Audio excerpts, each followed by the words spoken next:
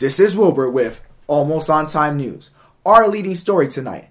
Peter Mullinez has been receiving threats for him and his family after his game Godus has started to falter. Peter Mullinez, the former head of Lionhead Studios, which produced games such as Fable, Fable 2, Fable 3, Black and White, and other PC games, has come after major threats after his game Godus has not reached its goals after it was crowdfunded for over the tune of $500,000. Gamers, why? Why do we do this to ourselves? Why do we still deal with this guy? This guy is literally the U-Ball of gaming. We should not give him our money to make any games. I mean, there's only so many fart jokes before I'd sit there and think this is a good game. I mean, when Fable was originally announced, it was supposed to be the greatest game of all time. Yeah, you see that game right there? Mass Effect? My brother, that game was 10 times what Fable will never be. Now, I'm not trying to hate on Fable. I think Fable's a good game. But we have to be realistic. It never lived up to the hype.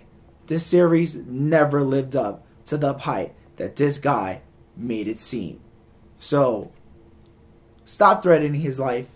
We should just stop giving him our money so he can stop making crappy games and stop crushing our dreams. If you give this guy money and you're funding his maniac ways of making games, you should jump off a bridge. It's not his fault. You're the one giving him the money. If you didn't want him to make these bad games, don't give him money. Then he can't make games. Our next top story. New York's longest streak without a homicide comes to an end. Eric Roman, a 28-year-old man, was transported to the hospital after a critical gunshot wound to the head. He died shortly after 12 o'clock. This comes to end New York's 12-day streak without a homicide being reported. Now I know what you're saying. New York is a dangerous place. There's gangs, violence, all sorts of filth. But I'm here to tell you that's not the case. New York is one of the most safest places in the world. You can walk out at 3 o'clock in the morning and go buy tacos and feel safe. You can go out at 4 o'clock in the morning, get a slice of pizza and love it and eat it without being worried that somebody's going to come out and kill you. Now, I know it's not a perfect world and violence does happen, but you're probably safer in New York than anywhere else in this country.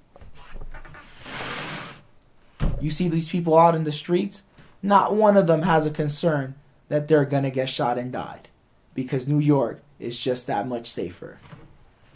So for everybody that's still living in the 70s and 80s, thinking that New York is a horrible place, just tell your friends we went 12 days without a homicide. And our final story tonight. If you can't trust Walmart, who can you trust? Well, you can't trust Walgreens, you can't trust Target, and you definitely can't trust GNC. According to the Attorney General of New York, who launched an investigation to find out what's inside those supplements, what he uncovered was the truth.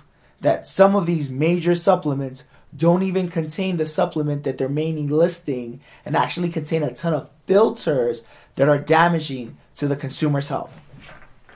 Now, I know what you're thinking. These companies, how can they do that to us? Why are they trying to damage our health? If we're sick, we can't go there to buy the stuff. Well, I'm going to tell you now, they just don't care. Right now, the hottest craze is supplements. Everybody wants the next big thing. Everybody wants to stay healthy. So we try to fill our lives with these supplements to try to make up for our bad eating decisions. Well, I'm here to tell you that eat right, be active, exercise. Those are the tools that are going to help you lead a healthier life. These supplements are just a craze. Some do help, but do your research. Find out which ones are right for you and which ones contain the right ingredients. Because the last thing we need is greedy corporate companies giving us supplements that are going to hurt us and kill us in the long run. This is Wilbert signing off with Almost on Time News. Hey guys, don't touch that dial. Coming up next is Food Porn with Navi the First.